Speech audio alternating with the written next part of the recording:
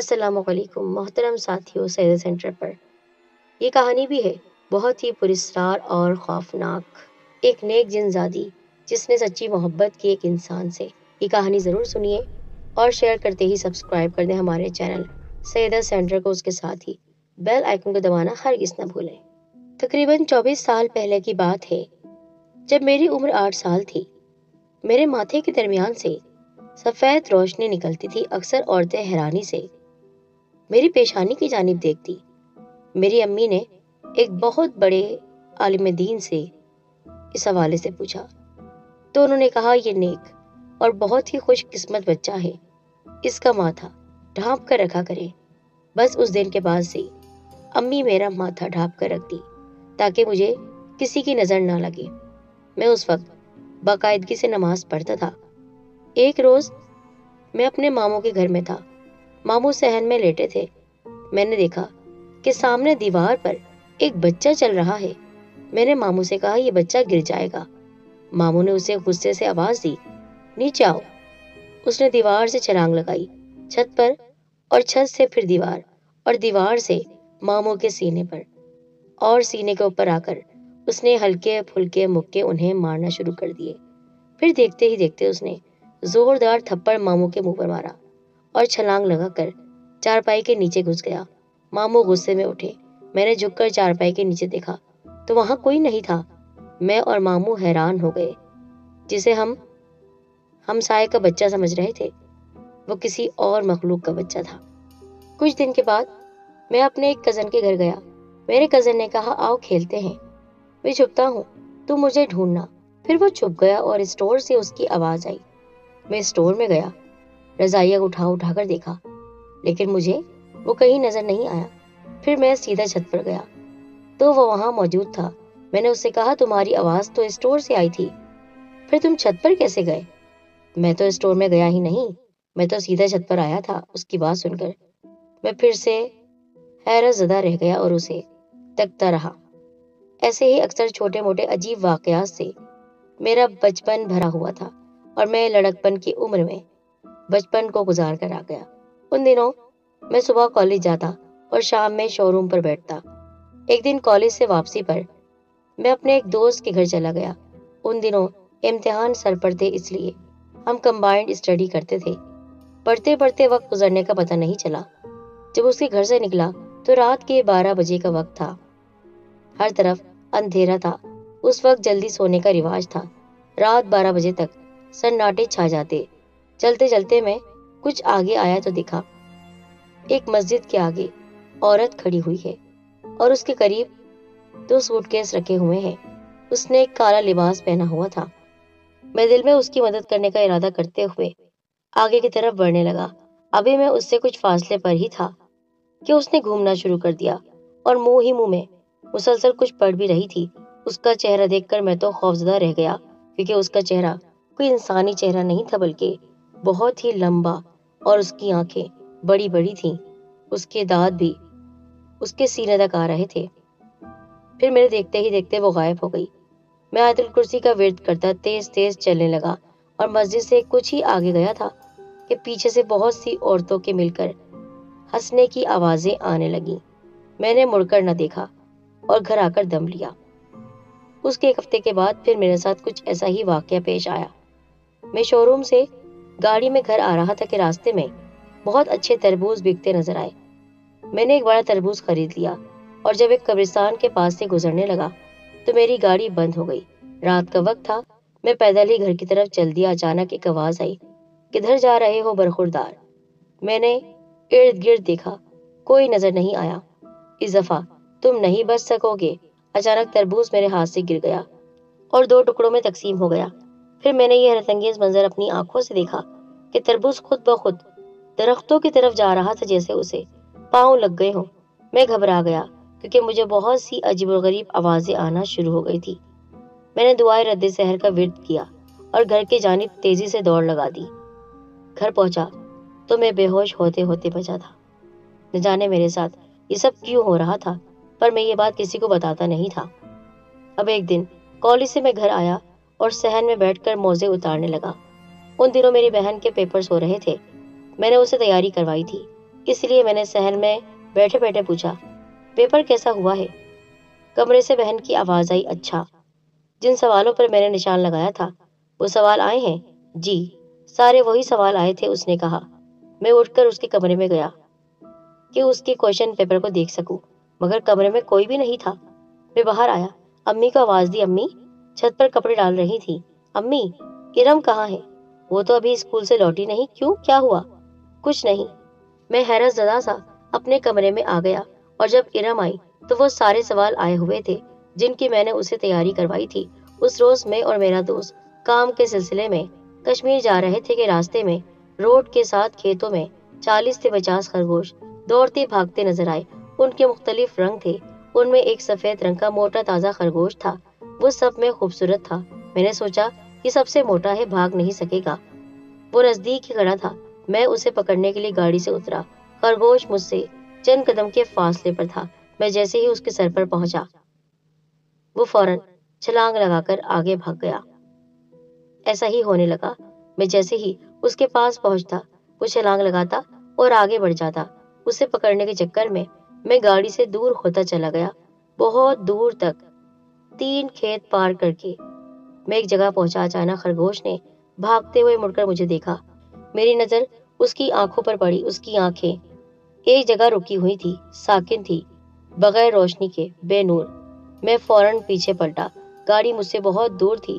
میں تیزی سے بھاگتا ہوا گاڑی کی طرف گیا۔ میں سمجھ گیا تھا وہ خرگوش نہیں، کوئی اور مخلوق ہے۔ جب میں گاڑی کے پاس آیا اور پیچھے مڑ کر دیکھا تو وہ مجھے ہی دیکھ رہا تھا۔ میں آیت الکرسی پڑھنے لگا اور گاڑی میں آ بیٹھا۔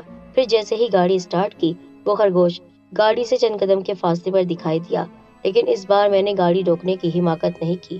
سمجھ نہیں آ رہا تھا یہ کیا واقعات ہیں، اور مزے کی بات میں کسی کو بتا بھی نہیں سکتا تھا سوائے اپنے دوست کے اور مجھے، چونکہ ڈر نہیں لگتا تھا، اسی وجہ سے شاید اب تک کسی کو پتا بھی نہیں چلا تھا۔ اگلے دن میں گہری نیند میں تھا کہ میرے بھائی نے میرا کندھا زور زور سے ہلایا۔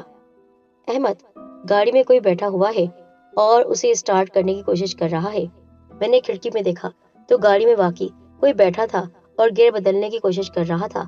میں ایک سیکنڈ میں باہر آیا، گاڑی کا گیٹ کھولا اور جیسے ہی گاڑی کے دروازے پر ہاتھ رکھا میں یہ دیکھ کر حیران رہ گیا کہ گاڑی میں کوئی نہیں تھا اور گاڑی بند تھی۔ اچانک گاڑی کے پیچھے سے ایک کتا نکل کر آہستہ آہستہ جانے لگا۔ اس کے گلے میں زنجیر تھی۔ میں اسے پکڑنے کی نیت سے آگے بڑھا تو وہ تیز چلنے لگا، میں بھی اس کے پیچھے پیچھے تیز تیز چل رہا تھا۔ اچانک پیچھے سے میری امی اور بھائی آ گئے۔ امی نے مجھے بہت زور سے ڈانٹا، تم باہر کیوں نکلے؟ رات کے وقت میں نے تمہیں منع کیا تھا کہ چاہے کچھ بھی ہو جائے تمہیں باہر نہیں نکلنا۔ گھر میں ایسی چیزوں کو داخل ہونے کا حکم نہیں ہوتا، جیسے کہ انسان کسی کی اجازت کے بغیر اس کے گھر میں داخل نہیں ہو سکتے، اس طرح دوسری مخلوقات، جنات کو بھی گھر میں داخلے کی اجازت نہیں ہوتی، اور جب رات کے وقت دروازہ کھلا ہو تو پھر انہیں اجازت کی ضرورت نہیں رہتی، وہ گھس جاتے ہیں۔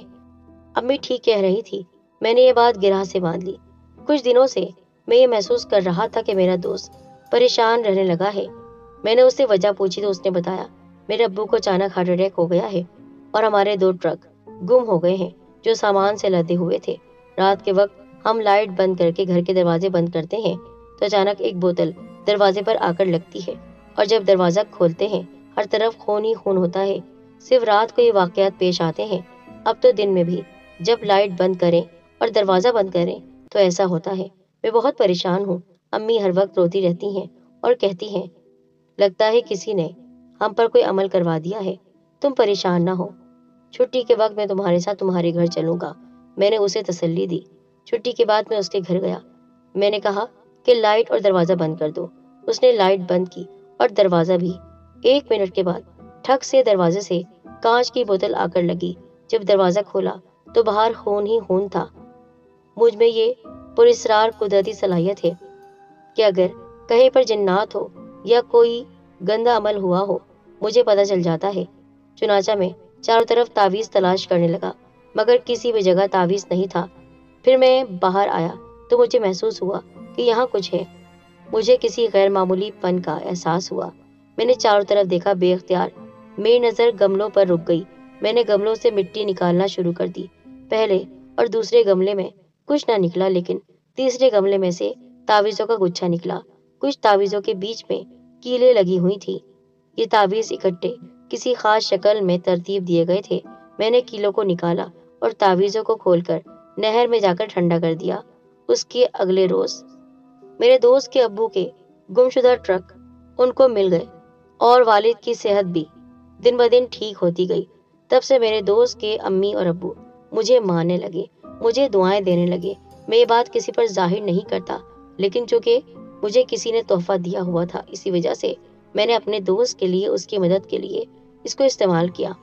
मुझे समझ में नहीं आता कि मुझे ये सब कुछ कौन बताता है, कौन सी ताकत है जो मुझे बाज़ जगहों पर तावीज़ों की मौजूदगी का और दूसरी मखलूक़ात यानी आतिशी मखलूक़ात का पता बताती है। बाज़ औक़ात मुझे अपने इर्द गिर्द किसी के सांस लेने की आवाज़ भी सुनाई देती है। 25 साल की उम्र में मुझे एक लड़की आसिया से प्यार हुआ। उसे सब प्यार से नैना कहते। उसकी उम्र उस वक्त 17 साल थी। हमारी मोहब्बत आहिस्ता आहिस्ता परवान चढ़ने लगी। वो जिस खानदान से ताल्लुक़ रखती थी, वो लोग अपनी बेटियों को बाहर नहीं देते थे। मैं जो कि सच्ची मोहब्बत करता था, इसलिए आहिस्ता आहिस्ता रास्ता हमवार हो गया और एक तवील जद्दोजहद के बाद मैंने अपनी मोहब्बत को पा लिया। एक रात में नैना से फ़ोन पर बातें कर रहा था कि मुझे छत पर किसी के चलने की आवाज़ आई। फिर देखते ही देखते एक साया सा मेरे आगे से गुजरा। मैंने बात करते करते दिल में आयतुल कुर्सी का विर्द शुरू कर दिया। तकरीबन आधे घंटे के बाद किसी ने ज़ोर से मेरा कंधा हिलाया। मोबाइल हाथ से गिर गया। मैंने पीछे देखा तो कोई नहीं था। मैंने मोबाइल उठाया। नैना ने पूछा, क्या हुआ? कुछ नहीं, सब ठीक है, मैंने कहा। शादी के बाद जब मैंने इस बात के बारे में बताया तो वो इतना अरसा गुजर जाने के बावजूद डर गई थी, खौफजदा हो गई थी। मैं और मेरा दोस्त शाहीन अक्सर मछली का शिकार करते। जिस जगह हम दोनों शिकार करते, उस डैम के साथ साथ एक सड़क थी। दूर दूर तक वहाँ कोई भी आबादी नहीं है। हम दोनों दोस्त मगरिब से थोड़ा पहले वापस आ जाते थे। एक दिन हमें आते आते रात हो गई। हम अपना सामान समेटने लगे। अचानक मुझे दाएं तरफ से सरगोशी नुमा आवाज आई। मैंने परवाह न की। फिर बाएं तरफ से ऐसी ही आवाज आई। मैंने फिर परवाह न की। जब तीसरी दफा आवाज आई तो मैंने अपने दोस्त से कहा, शाहीन, क्या तुम्हें कोई आवाज सुनाई दे रही है? नहीं यार, तुम्हारा वहम है। अगले ही लम्हे किसी गैर मरई कुव्वत ने बड़ा सा पत्थर पानी में फेंका। ये देखकर मेरे दोस्त ने फौरन सामान में से चाकू निकाल लिया और ऊंची आवाज में कलमा पढ़ने लगा। हम दोनों ने फौरन सामान उठाया और वापस आ गए। अगले इतवार मैं और शाहीन दोबारा शिकार पर गए। पूरा दिन शिकार करने के बाद शाम को मगरिब से पहले जब सामान बांधा और चलने की तैयारी करने लगे, अचानक बादल आ गए। फिर इतनी मौसलाधार बारिश हुई कि मैंने अपनी पूरी जिंदगी में न देखी थी। बारिश गरज चमक के साथ हो रही थी। अचानक मेरे दोस्त ने मुझसे कहा, सामने देखो। डैम के दूसरे हिस्से में एक औरत हमारी तरफ पुश्त किए हुए नहा रही थी, यानी उसकी पीठ नजर आ रही थी। उसके पूरे जिस्म को उसके बालों ने छुपा रखा था। हमने उसे देखा लेकिन उसने हमें नहीं देखा। फौरन यहाँ से चलो। हम जैसे ही चलने लगे तो बिजली चमकी और उसकी रोशनी में अचानक मैंने पलटकर देखा तो वो औरत मुझे देखकर हंस रही थी। उसकी हंसी अजीब सी थी। वो इंसान नहीं थी, कोई और मखलूक थी, जरूर जिन्नाती मखलूक। नैना से मेरी शादी 5 अक्टूबर 2008 को हुई। हम दोनों खुश व खुर्रम जिंदगी बसर कर रहे थे। हम एक दूसरे को पाकर बहुत खुश थे। नैना के मेरी जिंदगी में आने से मेरी जिंदगी में तकमील हो गई थी। शादी के 8 माह बाद एक दिन बातों बातों में हमारी लड़ाई हो गई। नाराजगी इतनी बढ़ी कि मैंने नैना से 3 दिन बात नहीं की। चौथे दिन मुझे एहसास हुआ कि हमारी इस लड़ाई की कोई पुरस्रार वजह है। चुनाचा उसी रात मैंने नैना को दूसरे कमरे में भेजा और अपने कमरे में अकेला रहा।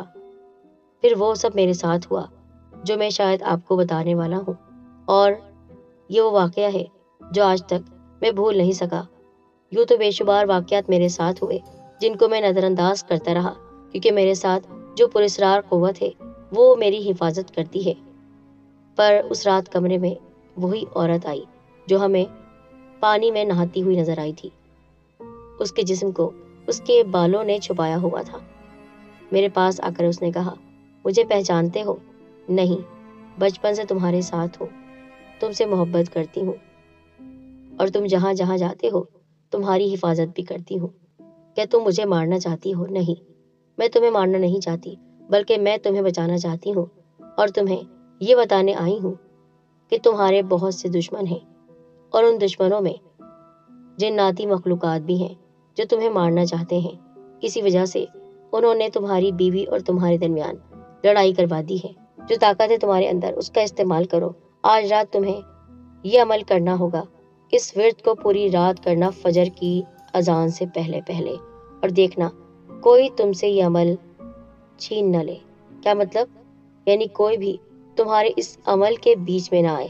ہو سکتا ہے تمہاری بیوی کے ذریعے تمہیں آزمایا جائے، ہو سکتا ہے تمہاری والدہ۔ تو اسی وجہ سے اس عمل کو بیچ میں نہیں توڑنا۔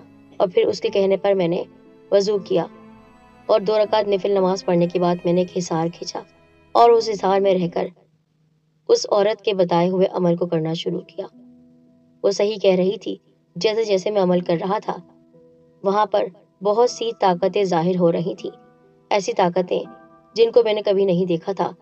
وہ سارے چہرے جو مجھے بچپن سے نظر آئے تھے، وہ ساری مخلوقات جو مجھے بچپن سے دکھائی دیتی تھیں اور میں جن کی پرواہ نہیں کرتا تھا، وہی گھوڑا، وہی گدھا، وہی خرگوش اور وہی کتا، وہ بچہ بھی جس نے ماموں کو مارا تھا، وہ سب میرے سامنے آ رہے تھے اور مجھے مختلف شکلوں میں ڈرا رہے تھے۔ یعنی یہ سب میرے دشمن ہیں، اور وہ عورت میری حفاظت کر رہی تھی۔ پھر اس کے بعد وہ عورت میرے سامنے آئی۔ اس بار اس نے سفید لباس پہنا ہوا تھا۔ آج میں یہاں سے چلی جاؤں گی، کیونکہ اس عمل کے بعد پھر تمہیں کوئی بھی طاقت نقصان نہیں پہنچائے گی۔ فجر سے پہلے پہلے میں وہ عمل کرتا رہا۔ آخر میں جو سب سے بھیانک وار ہوا وہ یہ تھا کہ میری بیوی دروازہ کھول کر کمرے میں داخل ہو گئی۔ اس کے پیٹ میں کسی نے چھرا گھونپا ہوا تھا، اور وہ چلا کر کہہ رہی تھی، احمد مجھے بچاؤ، احمد دیکھو مجھے مار دیا ہے، احمد مجھے ہاسپٹل لے چلو، میں مر جاؤں گی احمد۔ اس سے پہلے کہ میں وہاں سے اٹھتا، اس عورت نے مجھ سے کہا، نہیں، تمہیں اٹھنا نہیں ہے، یہ صرف چھلاوا ہے، سراب ہے، دکھاوا ہے، تاکہ تم اس عمل کو توڑ دو اور یہ جناتی مخلوقات تمہیں اپنے ساتھ لے جائیں۔ میں نہیں اٹھا، اور آنکھیں بند کر کے اپنا ورد کرتا رہا، یہاں تک کہ فجر کی اذان کی مجھے آواز آئی۔ عمل ختم ہو گیا تھا۔ میں نے نماز ادا کی اور اللہ تعالیٰ کا شکر ادا کیا۔ اس کے بعد اس عورت کی جانب دیکھا، وہ مسکرا کر مجھے دیکھ رہی تھی۔ آج میں جا رہی ہوں، تم سے سچا عشق کیا ہے، نہ جانے کب سے تم سے محبت کرتی ہوں اور ہمیشہ کرتی رہوں گی، اور بہت مشکل ہے تم سے دور ہونا، پر کیا کروں، اب میرا وقت ہو گیا ہے، مجھے اپنی قوم، جناتی قوم میں لوٹنا ہے۔ اپنا بہت خیال رکھنا، اور کبھی بھی اپنی بیوی سے نہیں لڑنا۔ وہ چلی گئی تھی۔ فجر کی نماز کے بعد نینا کمرے میں آئی اور میرے گلے لگ کر بہت روئی۔ مجھے معاف کر دے احمد، نہ جانے کیا ہوا تھا، میں تو کبھی آپ کے خلاف بولتی نہیں ہوں، کبھی آپ سے لڑی نہیں ہوں۔ یہ کون سی پراسرار طاقتیں تھیں جنہوں نے ہمیں اتنا لڑوایا؟ میں نے اسے پوری کہانی سنا دی۔ تو کیا یہ سچ ہے؟ ہاں، یہ سچ ہے، پر تم اب ڈرنا نہیں، کیونکہ جو گندی طاقتیں مجھے تنگ کر رہی تھی، وہ سارے خبیث جنات اب ہٹ گئے ہیں، اور ایک نیک جن زادی نے میری جان بچائی ہے۔ اسی کے کہنے پر کل رات میں نے عمل کیا ہے، اور وہ عمل مکمل ہو گیا ہے۔ بس وہ دن اور آج کا دن مجھے بہت سی مخلوقات دکھتی ہیں، پر وہ میرے قریب نہیں آتی، کیونکہ اس عمل نے اب میری حفاظت کرنا شروع کر دی ہے۔ میں ہمیشہ شکر گزار رہوں گا اس نیک جن زادی کا۔